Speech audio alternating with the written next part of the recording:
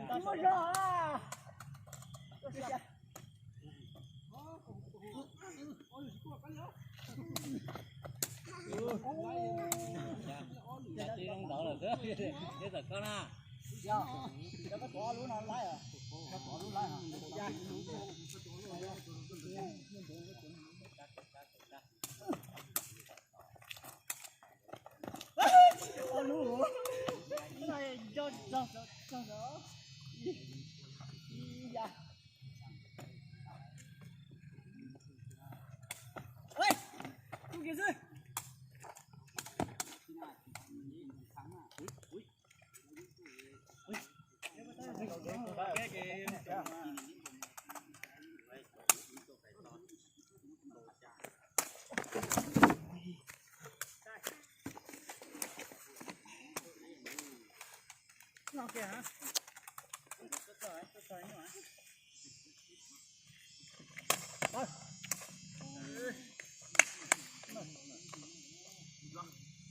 Hay quá em.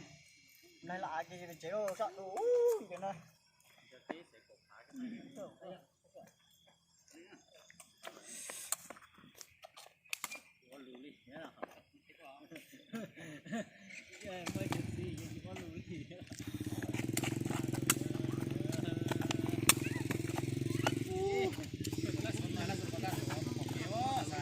Hả? nó chưa lại số liệu họ mỗi bài nó thay cho thu à hoa hay là ta luôn không thể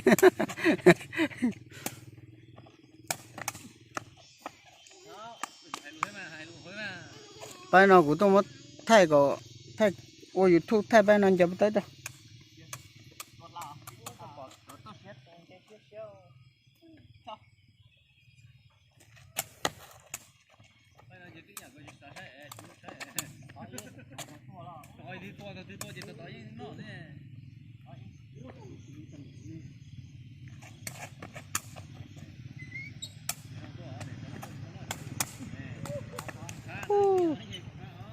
tôi dùng thịt tiệt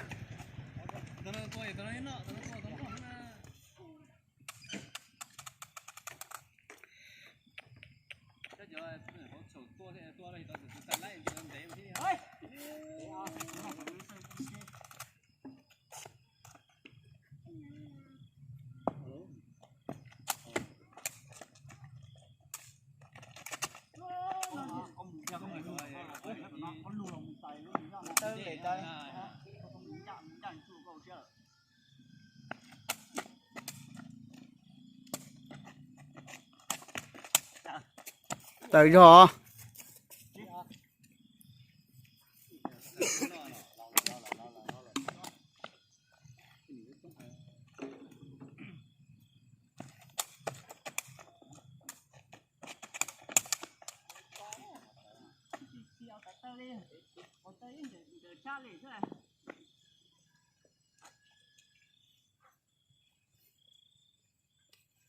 ô trời giống nhau hiện nó chưa bủa đầu mù do chả lo nè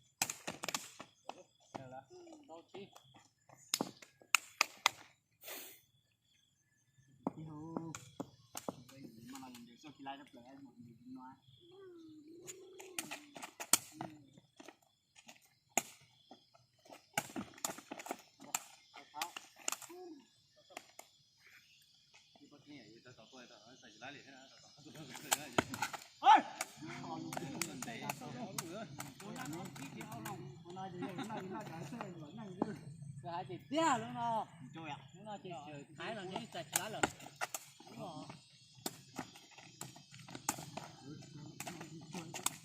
đây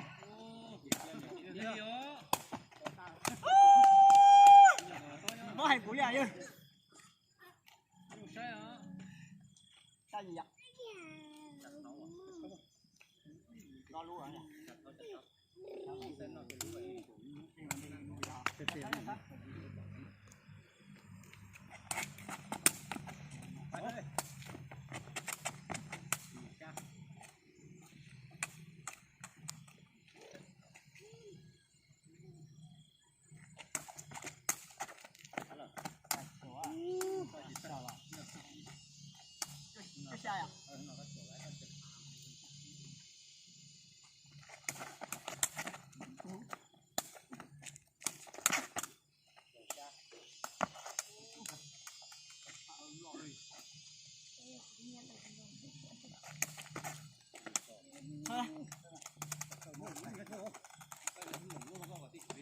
cô ạ, gì cô ạ?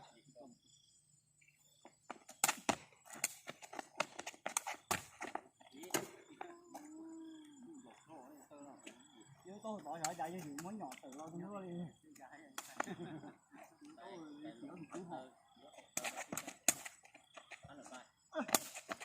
Là xin đấy đó, chừng qua chừng ăn đó.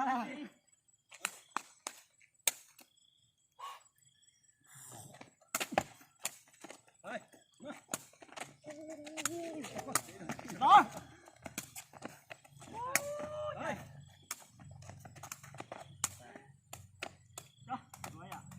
cho cỏ thư sát đồ lên bây giờ sẽ cực kéo